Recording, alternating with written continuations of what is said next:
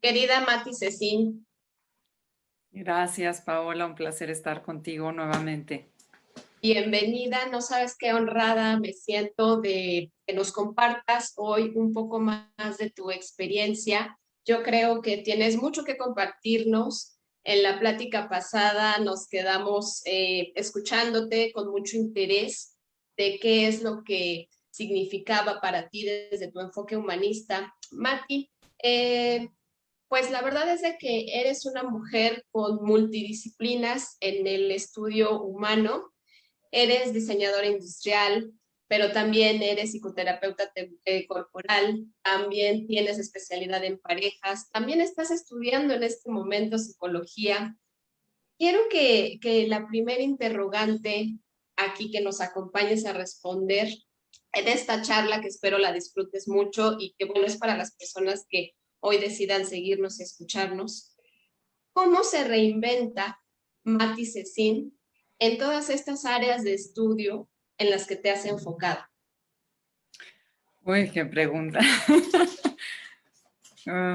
Mira, de entrada yo diría que mucho de lo que dije ese día de cómo las caídas de alguna manera son una gran oportunidad para reinventarse, pues yo diría que es por experiencia personal que llegué a esa conclusión, no tanto desde otro lugar, ¿no? O sea, sí creo que observando mi propia vida, yo he sido una persona que pues que ha tenido también sus buenas caídas y sus buenos trancazos, sinceramente, y desde ahí, pues ahora sí que también ha sido una cuestión como de ver de la vida las pequeñas señales o las grandes señales de por dónde sigue lo que sigue. O sea, sí creo que desde chica algo en mí siempre fue como muy de ir por lo que me gustaba, ¿no? O sea, sí creo que de entrada tuve una mamá afortunadamente muy apasionada por la academia y por el saber y yo pertenezco a la comunidad libanesa y sinceramente desde la comunidad libanesa no se acostumbra a que las mujeres vayan a la universidad, ni que estudien, ni que trabajen. Esa es la verdad, aún en mi generación. Y afortunadamente tuve una mamá que estudió una licenciatura y que desde ahí nos impulsó muchísimo a mis hermanos y a mis hermanas y a mí a ser estudiosos siempre, a enamorarnos de lo que era la academia. Y siempre tuve muchísimo apoyo de parte de ella para estudiar. Sí creo, revisando mi vida, que yo desde chica quería estudiar psicología. Me gustaba muchísimo. Yo me acuerdo que desde que en quinto de prepa lleva psicología me enamoré del área. Yo leía muchos libros de patologías y todo. Pero, sinceramente, cuando tenía 18 años le saqué. Yo sentía que yo era una persona muy aprensiva y entonces yo decía, bueno, voy a llorar con todo el mundo cada vez que me cuenten un problema, ¿no? Entonces, en ese momento decidí orientarme más a diseño industrial porque mi hermana era arquitecta y pues era yo muy apegada a ella y ahora sí que por influencia, sinceramente me llamó mucho la atención el área de diseño industrial y decidí estudiar eso en ese momento. La verdad que fue una carrera que disfruté muchísimo, aunque nunca, debo de reconocer, nunca me sentí realmente buena. Entonces, espérame un segundito. Sí. Y entonces, lo que sí me dio el diseño industrial, ya viéndolo en retrospectiva, fue de entrada que es un área muy artística. Yo creo que también tenía una concepción del diseño industrial muy equivocada. Yo entré a diseño industrial porque en realidad quería ser escultora y me parecía más práctico ser diseñador industrial, ¿no? Pero lo que me gustaba era esta cuestión del material, de la manualidad, de la expresión y también mucho la parte filosófica. Ya estando en la carrera me di cuenta que toda la parte del impacto del diseño me movió muchísimo. Pero la verdad es que nunca sentí que fuera 100% lo mío. Sin embargo, cuando salí de la universidad y acabé haciendo una tesis que no tenía nada que ver con lo que habíamos estudiado, sino con la crisis actual que estábamos viviendo una amiga y yo, decidimos hacer una tesis de joyería cuando la joyería ni siquiera se contemplaba en esa área y nos ganamos un premio de parte de la UNAM como la mejor tesis del año de diseñadores industriales mujeres. Y entonces, pues de ahí se abrió toda un área de empezar a colaborar mucho con la Ibero, me invitaron a dar clases, muy casual. O sea, quiero nombrar esto porque me parece muy importante para esta cuestión de reinventarse. Me invitaron a dar una clase que todo el mundo detestaba, incluyéndome a mí, que tenía que ver con metodología de la investigación. A ningún diseñador le gusta investigar, ni planear, ni toda esta parte teórica. A mí me fue muy mal en esa materia y el que me estaba contratando me la había dado. Y entonces mi pregunta fue, pero ¿por qué me pones a dar esta clase si sabes que me fue re mal? Y me dijo, por eso. Porque justo te he visto con el tiempo y eres muy analítica y muy criticona y muy reflexiva. Entonces, quiero que encuentres por qué esta materia no gusta. Creo que eso fue un parteaguas en mi vida. ¿Por qué? Porque me enseñó a mirar todo desde otra perspectiva. En realidad, dar esa clase fue un gran reto, enamorarme de esa clase fue un gran reto, hacer que a los alumnos les gustara fue un gran reto. Y creo que ese estilo de pensamiento, lo he podido llevar a todas las áreas de mi vida. Entonces, si me preguntas en dónde surgió, creo que surgió ahí, en el que alguien me dijera, esto tiene mucho que aportar. O sea, todas estas dificultades que tú tuviste en la universidad tienen mucho que aportar. Porque en realidad no es que seas mala diseñadora, porque después realmente tuve una muy buena carrera como diseñadora, tuve mi negocio de joyería durante 20 años. En realidad funcioné muy bien en la vida profesional, pero en la escuela me sentía tonta o me sentía como poco creativa.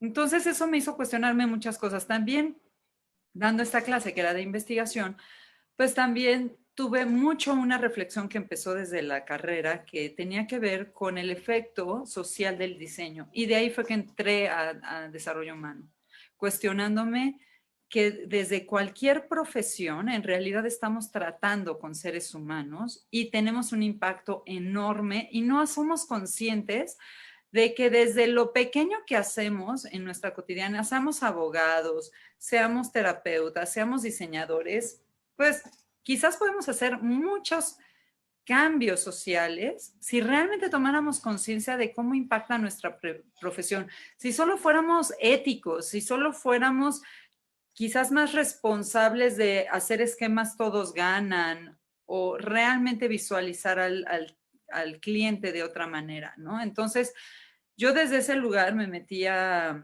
la maestría de desarrollo humano, y además porque me lo exigía la universidad, tenía una maestría, y decidí que fuera ahora sí psicología. Y ahora sí me sentía lista para entrar a psicología.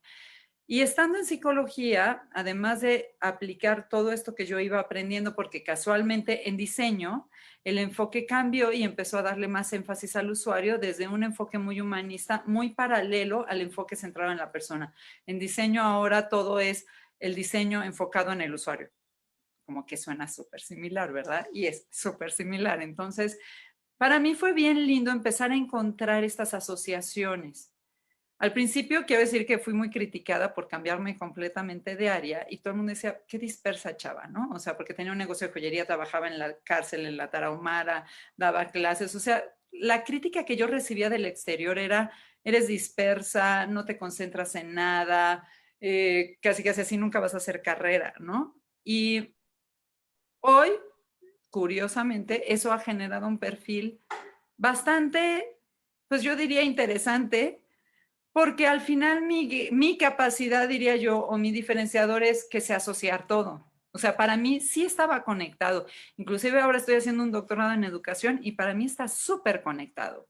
Todo lo que vi en diseño, todo lo que vi en desarrollo humano, todo lo que vi después en psicocorporal, etcétera, etcétera. Entonces, en desarrollo humano conocí a Jorge Galindo y de ahí me enamoré de la terapia psicocorporal y de ahí empecé este proceso de formarme y una cosa fue llevando a la otra. O sea, en realidad me doy cuenta que efectivamente mi mamá hizo un buen trabajo de enamorarme de la academia y ser una estudiante perpetua y porque siendo de alguna manera inclusive maestra, siento que ha sido la mejor herramienta para poder estudiar. O sea, creo que la mejor manera de aprender es tratar de dar clases. Entonces, esa ha sido mi historia, pero ha sido muy interesante porque en realidad ha sido más bien seguir como al mismo instinto o la misma voz interna, ¿no? Y creo que hoy, pese a todas las críticas que recibí en mi vida, la verdad me alegro de haber sido por lo menos muy consistente en seguirme, ¿no? Mucha gente el otro día me decía mi hermano así como, ay, qué fácil, ¿no? Todo el mundo te hemos criticado y tú ahí sigues, pero quiero decir, no ha sido fácil, pero hoy me doy cuenta que valió la pena, ¿no? Eso es lo que Y podría decir.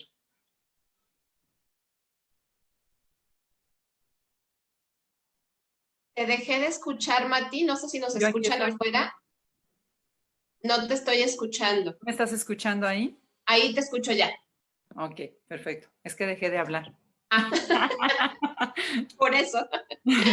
Oye, Mati, mira, no te quise interrumpir ni un segundo porque justo introduces perfectamente bien introduces el tema de cómo integramos nuestro ser y hablas de una cuestión súper importante que es el instinto. Hoy propusimos hablar del enfoque no dual y creo que no hay mejor congruencia entre lo que se piensa, se dice y se hace que lo que nos estás explicando de cómo ha sido tu transformación y cómo resurges, ¿no? En realidad, creo que para los que no saben de qué se trata esto del enfoque no dual, antes de hacerte la siguiente pregunta, que creo que nos va a abrir un gran tema de conversación, me gustaría mucho que si pudieras explicar brevemente para ti qué es el enfoque no dual. Mira, el enfoque no dual en realidad es una tendencia que hay ahorita, pero que en realidad resume todos los caminos espirituales. No es que estén hablando de algo nuevo bajo el sol, es más bien de lo que se ha venido hablando toda la vida, pero desde un enfoque mucho más, digamos, yo diría como desde esta visión del metaconocimiento, ¿no? Por encima de. Si en realidad tomamos todos los caminos espirituales a sus formas más filosóficas, más elementales, desde mi perspectiva muy personal, todas están hablando exactamente lo mismo. Yo no veo que haya desintonización entre una religión y otra desde este metaconocimiento y desde esta simplificación de los principios más importantes. Sí quiero diferenciar de lo que ya son las religiones como institución. Como institución se rigen con otras reglas mucho más humanas, diría yo, ¿no? Pero si nos vamos a las esencias de las doctrinas, yo diría que el enfoque no dual resume los principios más importantes. ¿Y de qué se trata el enfoque no dual? Como de mirar la conciencia per se, en donde solo sucede lo que sucede y solo hay que observarlo. ¿Okay? Uno de los principios es, no hay nada que cambiar, de todas maneras cambia, porque todo cambia. Diría que se suena muy budista, pero en realidad, si te vas con los sufis, si te vas a la cábala, si te vas al origen de la religión católica, en realidad ahí también están todos estos principios, ¿no? Entonces es como permite, o sea, cuando se dice desde la religión, Dios sabe, etcétera, etcétera, estamos hablando de esta sabiduría universal que mueve todo. Llámale como quieras, pero se mueve todo y todos estamos insertados en eso. Entonces es como más bien dejarnos sorprender o darnos cuenta de esta realidad en donde somos un engranaje en el gran motor o en el gran movimiento universal. Y por lo tanto no hay nada que tengamos que desde el voluntarismo nosotros tratar de ejercer, sino más bien es sumergirnos en este océano que se mueve y ver cuál es la importancia de que lo que nosotros hacemos impacta en este movimiento o nutre este movimiento. Y desde ese lugar, como estamos hablando del todo, en el todo está todo.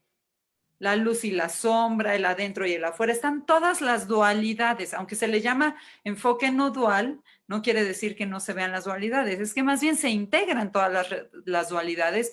Lo que procuramos desde este enfoque es no calificar una de las dualidades por buena y una de las dualidades por mala. Creo que ahí es donde empieza realmente la neurosis humana, sinceramente. Cuando empezamos a aprender, esto está bien y esto está mal, esto es mejor, esto es peor. Si nos damos cuenta, en realidad todos los conflictos existenciales que tenemos y donde nos estamos peleando con la realidad, surge por esta evaluación. De verdad que se vive muy distinto si empezamos a quitar ese elemento de nuestra rutina y a permitir que solo sea lo que es, confiando. Pero aquí hay un punto bien interesante. Porque muchas veces puede ser muy tricky, ¿no? Así como que voy a permitir que sea lo que sea, entonces ya no hago nada. Suena a eso.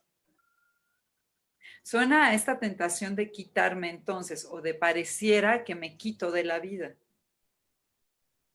Eso es lo que de pronto puede ser muy confuso. Ok, si no tengo nada que cambiar, entonces no hago nada, ¿no? Oye, Mati, entonces con esto hablas de conciencia, hablas de integrar. Con esto quiere decir que de pronto como seres humanos nosotros tratamos de controlar permanentemente la existencia, tratamos de controlar nuestra realidad y no nos dejamos fluir en este cambio que se da per se. Totalmente. Totalmente. Y de esto se ha venido hablando desde muchas teorías. O sea, está este libro de este señor con el apellido impronunciable, que no lo voy a intentar, que escribió este libro de Flow, ¿no? En todos lados se dice fluye, confía, ponte en manos de Dios, desde el discurso que quieras. La pregunta es, ¿de verdad lo hacemos? No, no. Estamos todo el tiempo queriendo controlarlo todo por miedo. Sí, desde el enfoque psicocorporal, cada vez que hay control, detrás hay miedo. Esa es la clave. Entonces, aquí es más bien la idea de trabajar, ¿qué es lo que nos da miedo? ¿Nos da miedo la muerte? ¿Nos da miedo el cambio? ¿Nos da miedo la vida? Esa es la verdad. Yo en todos los procesos que acompaño y en mi propio proceso me doy cuenta que en realidad, más que a la muerte, aquí hablando tanatológicamente, más que a la muerte, tenemos mucho miedo a la vida. Y por eso le tenemos tanto miedo a la muerte, pero en realidad detrás más bien hay un gran miedo a la vida. Correcto. Fíjate que justo por eso es la pertinencia de tu tema, de tu visión humanista y psicocorporal en este colectivo Resurgir, porque lo que nosotros nos damos cuenta como tanatólogos en el acompañamiento a las personas es que sí, puede haber mucha teoría y sí podemos también como seres humanos aconsejar qué hacer en caso de dolor. Sin embargo, que como seres humanos no nos reconocemos a nosotros mismos, nos es difícil e inaceptable muchas veces aceptar el dolor. Entonces, lo que los pacientes vienen o los consultantes vienen a preguntarnos es decir, dime qué hago para no sentir dolor. Y justo, pues, contradice esta teoría, ¿no? ¿Por qué no sentir el dolor? ¿Por qué le tenemos miedo a experimentar nuestras sensaciones y nuestras emociones más profundas? ¿Estás de acuerdo con eso? 100% y totalmente eso es la vida. O sea, la vida es sentirla, ¿no? Entonces, pero efectivamente le tenemos mucho miedo a la sensación, parecía que tenemos que hacer algo con ella. O sea, de verdad, yo me doy cuenta que la gente a lo que viene es a que yo le diga cómo no sentir y le digo, estás en el lugar equivocado, más bien aquí. Yo te voy a acompañar a que sintamos lo que sea que estés sintiendo.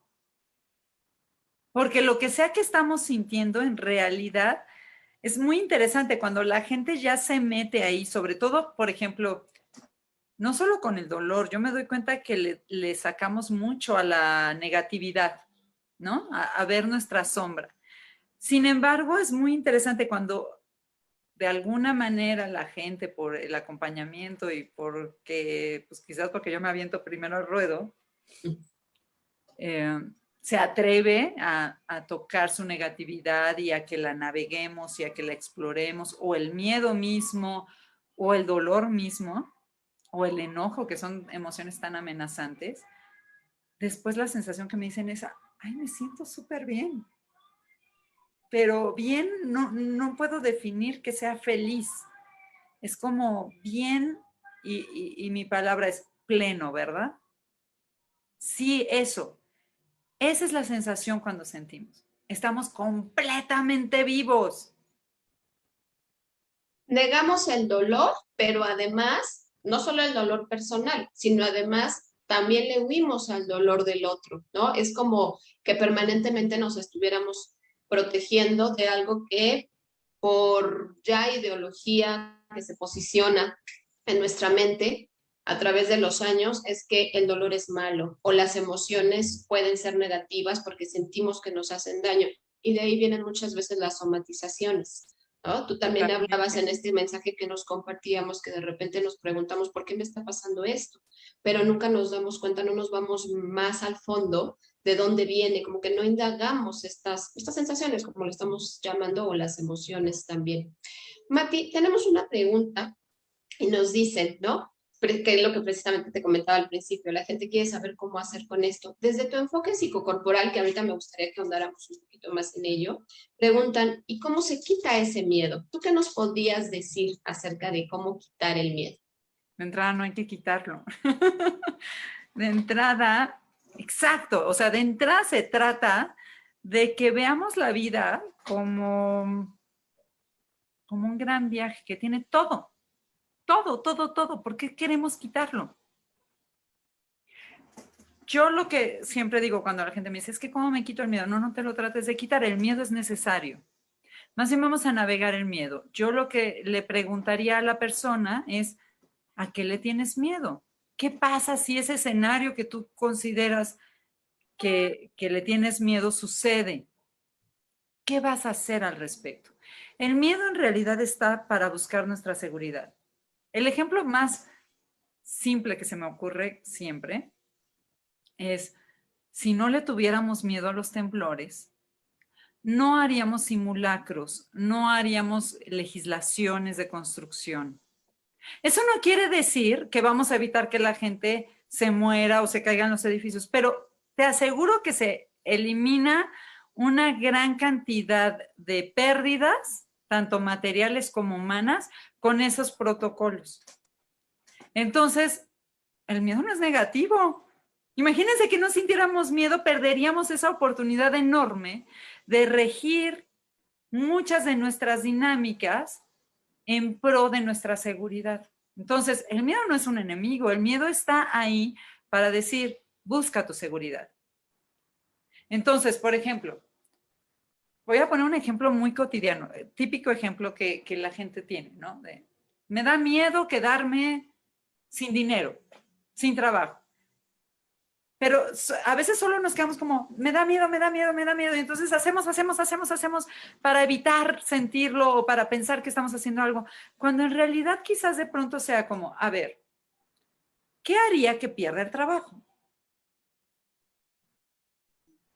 Segunda, y si lo pierdo, porque hay factores externos a nosotros, que no es que nosotros hagamos algo mal, sino, por ejemplo, esta pandemia, etcétera. ¿Qué haría?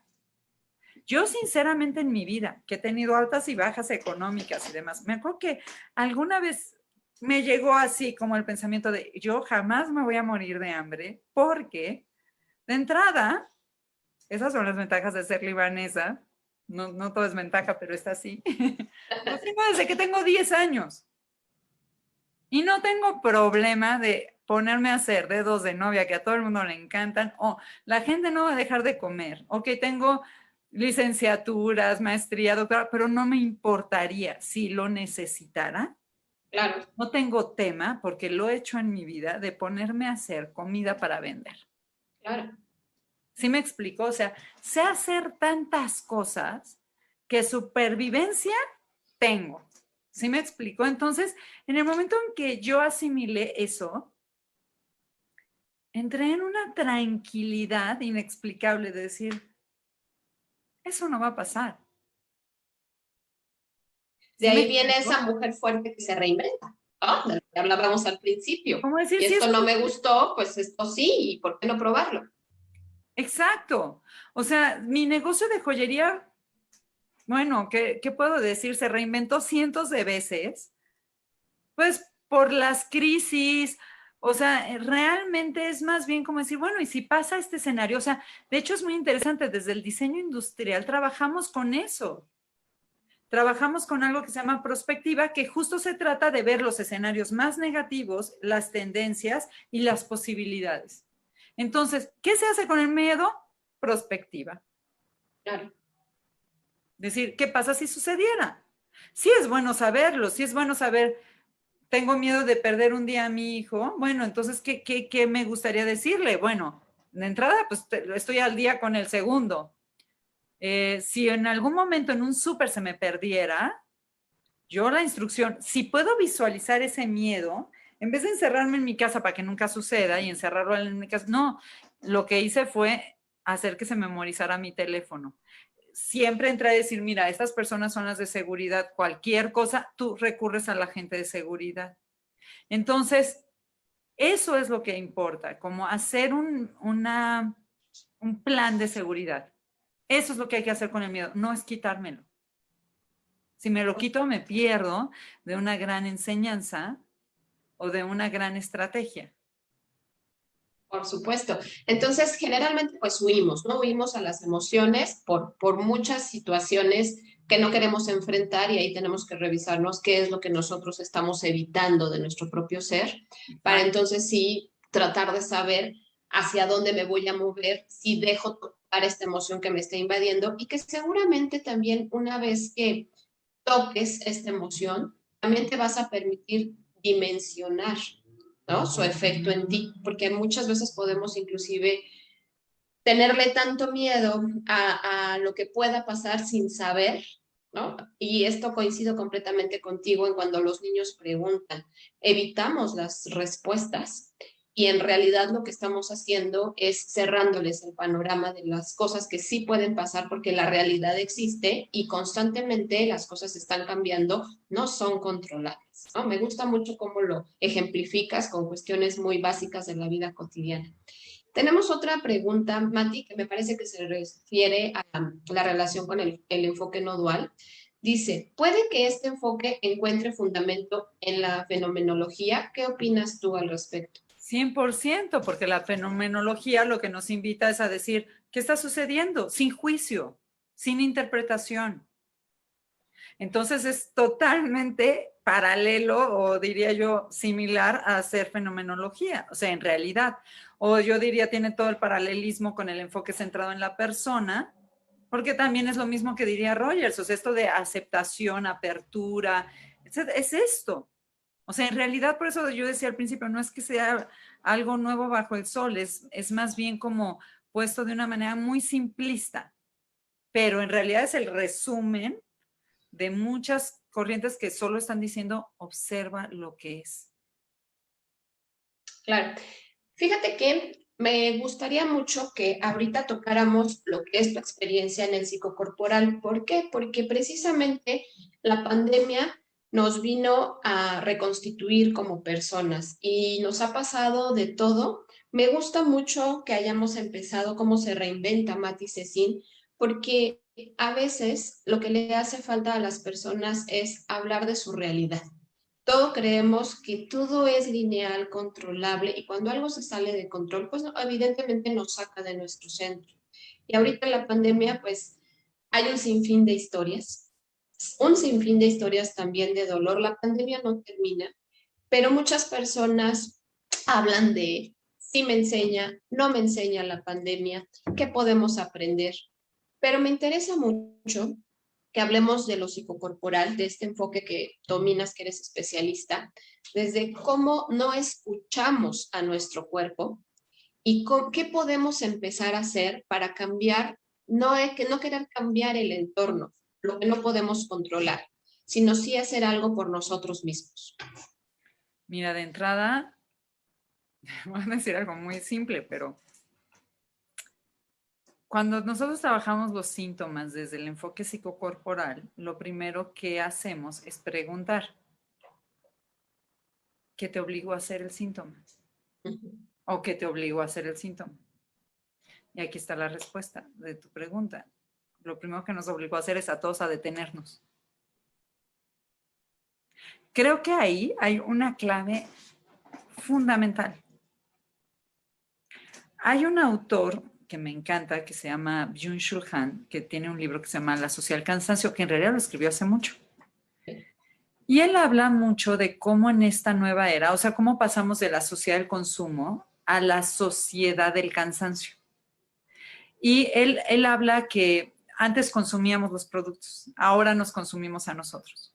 Ahora es, yo tengo que ser todo, o sea, todo, ¿no? Tengo que estar hipercomunicado, tengo que ser hipereficiente, tengo que lograr X cantidad de cosas. Y además recibimos esos mensajes todo el día de afuera. Claro. ¿Qué hizo la pandemia? O sea, eso es muy violento en realidad para uno mismo. Porque ahora me consumo. Hablamos mucho de este tema del narcisismo como el mal de nuestros tiempos. Sí, efectivamente, pero detrás del narcisismo, si lo vemos más allá del ego, del narciso, detrás del narcisismo lo que hay es una, ahora sí que objetivización de la persona. Claro. Lo que no nos damos cuenta es cómo nosotros nos volvemos objetos de nosotros mismos. Cómo estamos trabajando para una imagen. Entonces, lo primero que hizo la pandemia me parece maravilloso en el sentido en que de entrada hizo que nos paráramos por fin, o sea, y además como se paró todo el mundo al mismo tiempo, pues ya no había ni culpa, ¿no? O sea, porque de pronto inclusive la gente se siente mal de enfermarse y de haberse detenido, pero aquí como todos fue al mismo tiempo era como, bueno, estamos aliados en eso. Eso obligó que todos nos volteáramos a ver a nosotros mismos. Si quieres, nuestro hastío, nuestro aburrimiento, nuestro cansancio.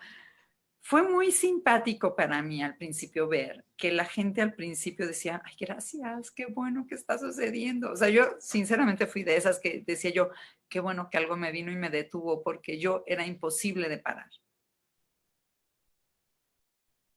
Ya después, pues como que entra el como, ¿y qué más hago conmigo? ¿Y qué más hago conmigo? Y entonces me tengo que empezar a cuestionar todo. ¿Realmente lo que estoy haciendo vale la pena? ¿Me gusta? ¿No me gusta? ¿Para quién lo hago? ¿Lo hago para mí, para la imagen, para el otro?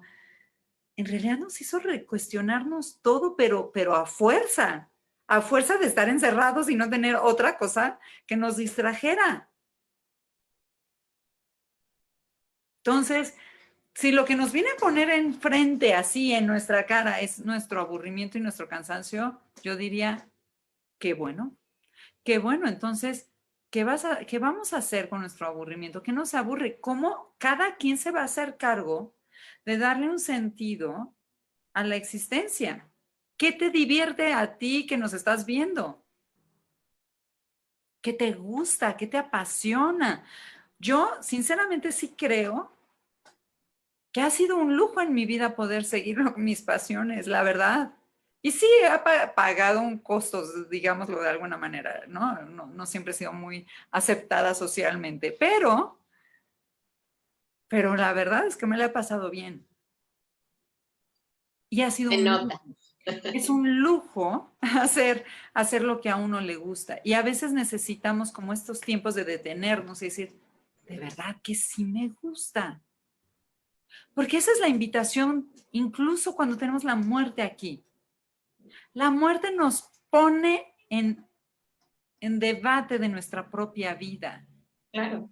Yo decía, el miedo es para que busques tu seguridad, ¿no? La tristeza es para que nos hagamos las preguntas más existenciales.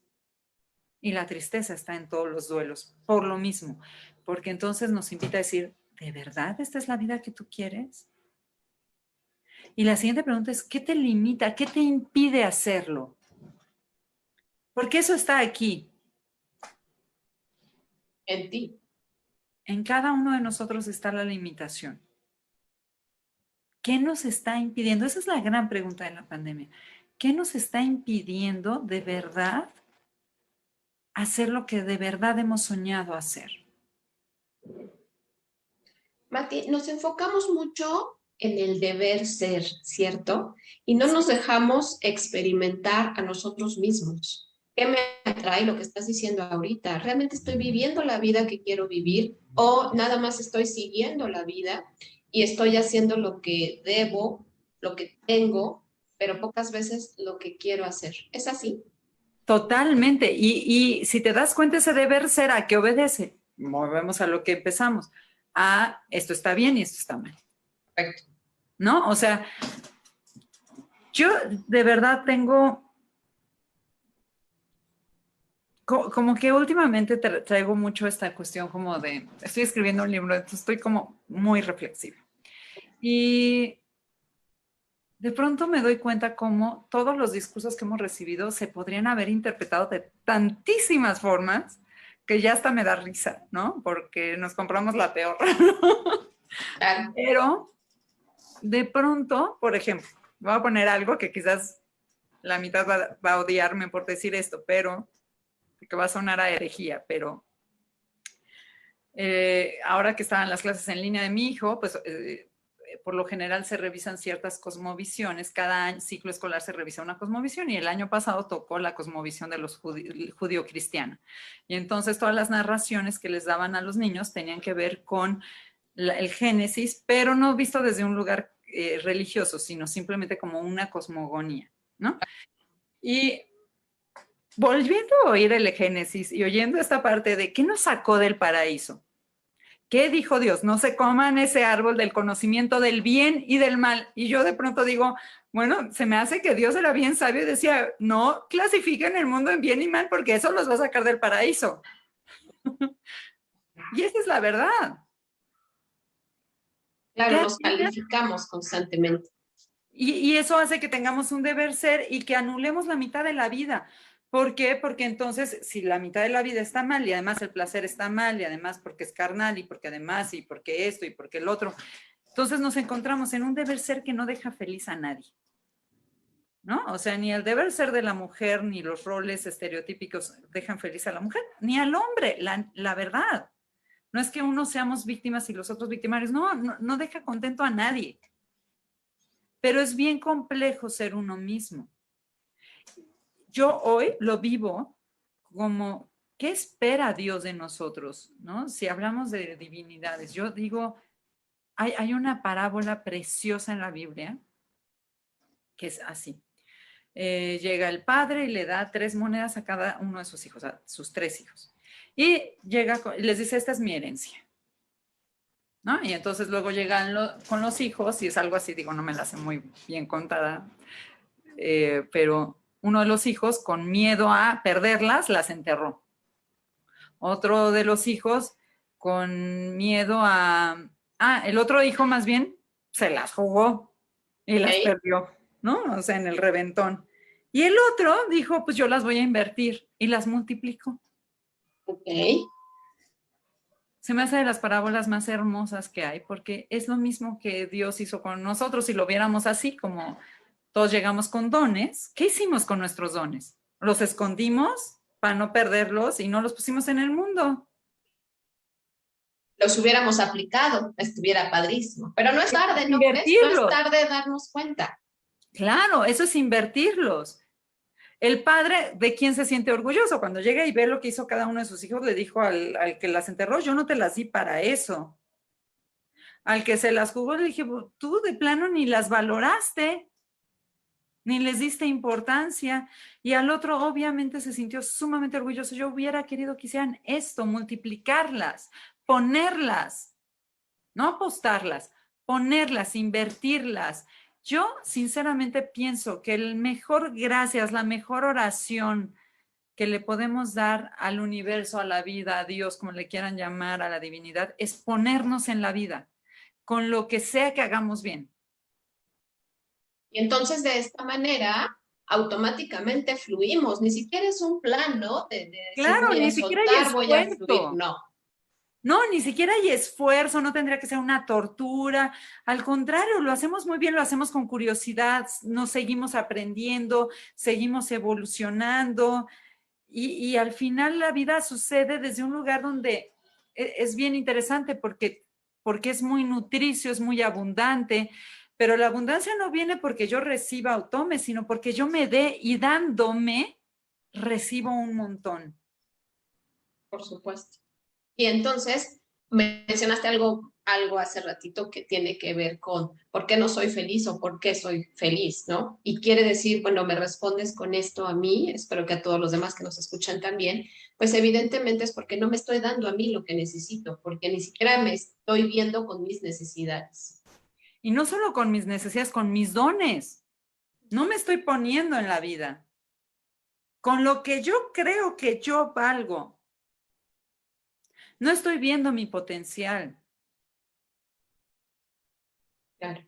Te iba a hacer una pregunta hace ratito, pero creo que la respondiste, solo quiero refrendarlo.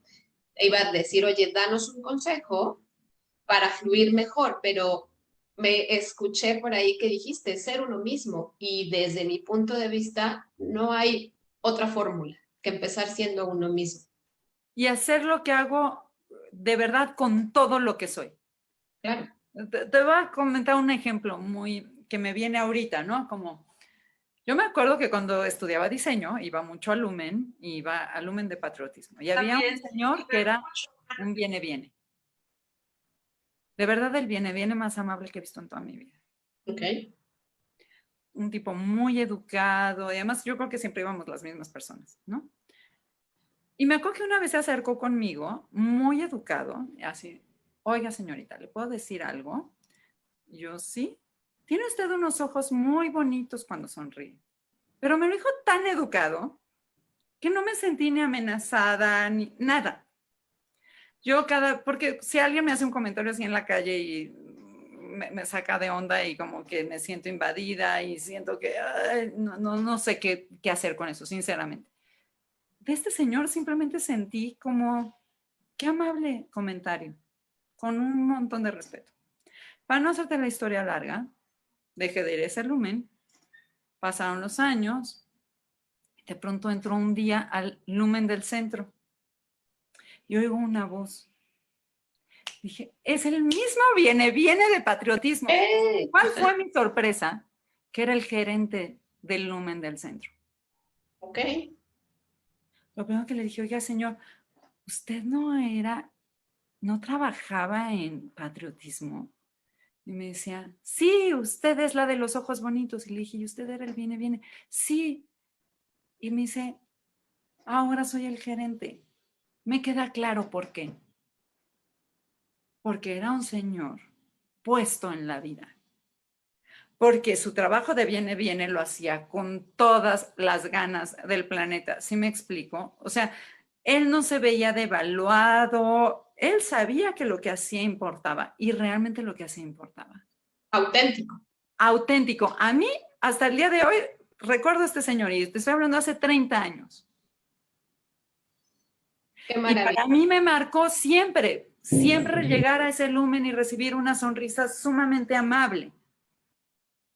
Además, hablas de algo muy importante también, Mati, de lo que es lo natural de nosotros mismos como una sonrisa, ¿no? A veces creemos que necesitamos comunicar verbalmente algo para ponernos en común con el otro y no es cierto, nuestros gestos, nuestros movimientos, todo comunica y tiene un significado. Sí, entonces a veces creo, o sea, por ejemplo, tú me decías de la pandemia, que nos enseña, de pronto sentimos que lo que hacemos no importa tanto, ¿no? Bueno, la pandemia nos lo vino a poner en evidencia. Si un tipo en China se contagió a media humanidad. Así o más claro que lo que sea que hagas importa, ¿sabes? O sea, pero Claro. me encanta eso, de pronto podernos sorprender y decir, no, sí, lo que hace alguien importa, que a alguien se le fue el bicho en un laboratorio, sí importó, y vaya que importó, y vaya que impactó mundialmente. Es el efecto mariposa. Lo estamos sintiendo, de hecho.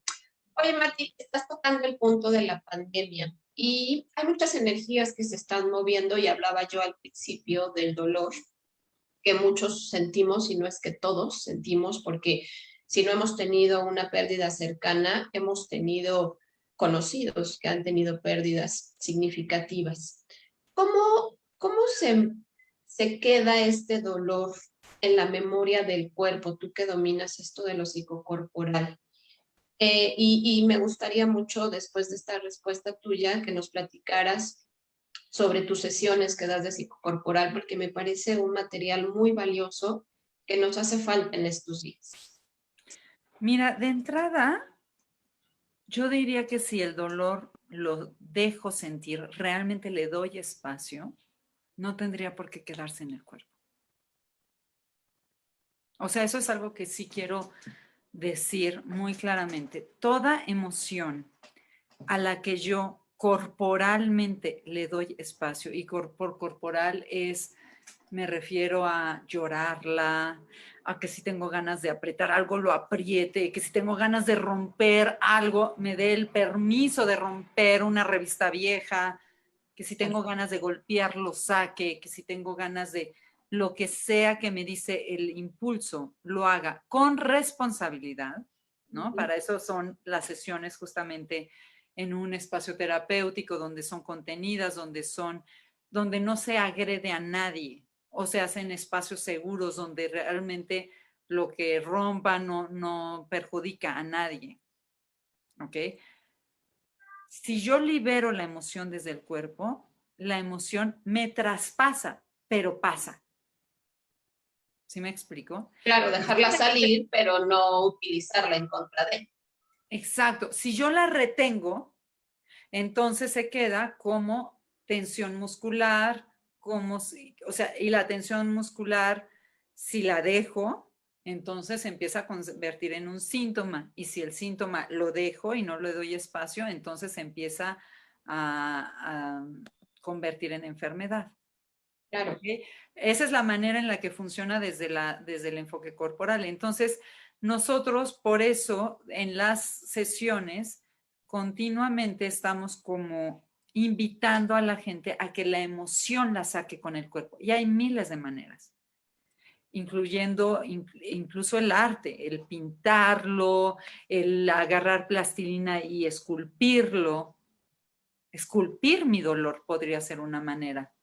Hacerle yo recuerdo que en alguna crisis de mi vida, que tuve muchas, pero en alguna, que estaba yo haciendo en ese entonces, me dedicaba a hacer cosas con barro, entonces hice una escultura de mi dolor. Poderla poner allá afuera fue sumamente liberador. Creo que le dediqué una semana entera a modelar el conflicto que yo traía aquí adentro, lo pude poner allá afuera. Y fue maravilloso. Cuando lo vi ahí sigue la escultura. Qué bonito.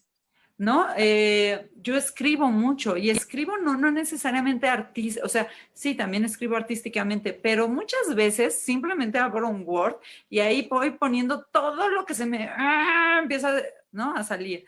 Tengo libretas y libretas y libretas de toda mi vida. Y ahora que estoy haciendo el libro, estoy retomando un montón de cosas que escribí de chica, porque me parece increíble cómo sin tener la preparación realmente estaba ahí la conciencia. Entonces, Claro. yo le diría a todas las personas que nos están escuchando, no minimicen su capacidad expresiva.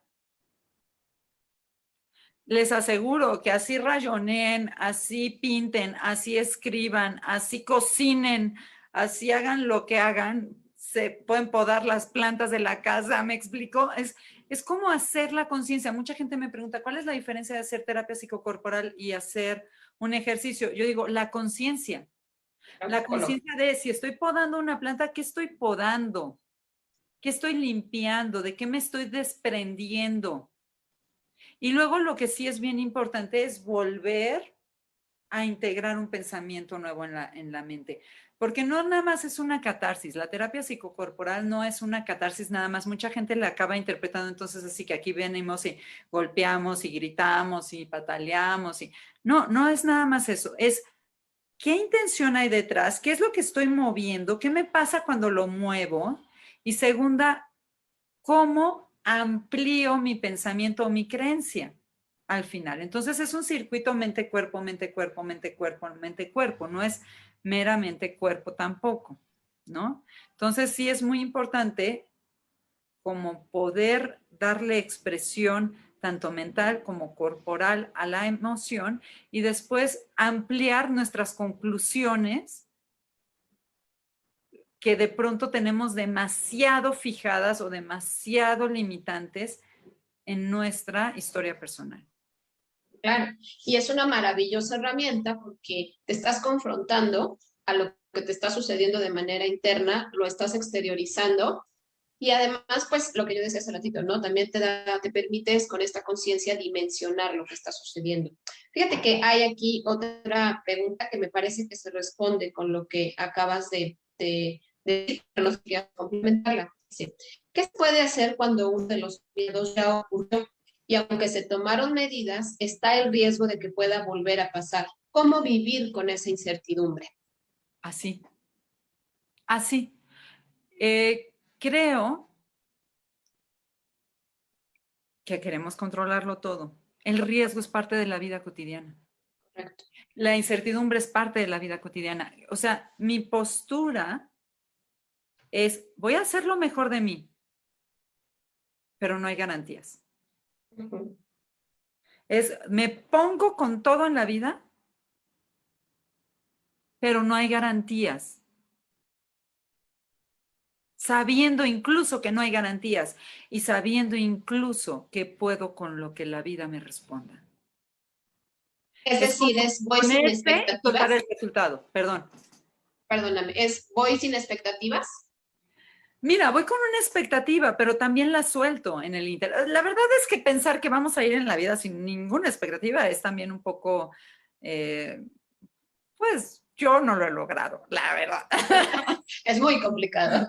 Es muy complicado. O sea, sí tengo una expectativa, pero también suelto la expectativa, también disfruto corroborar con la vida que me responde, pero sí pongo mi intención, sí me pongo ahí, sí hago lo que me toca hacer, pero también suelto y confío que lo que suceda es perfecto, aunque parezca caótico, pero es perfecto inclusive en su caos. Okay. Y que puedo con eso. O sea, dense cuenta al final, ¿qué estamos queriendo evitar? Te lo pongo así y suena bien fuerte lo que lo voy a decir, como lo voy a decir, pero así es. ¿Qué estamos queriendo evitar? Que nos muramos. Todos nos vamos a morir. Nos guste o no verlo.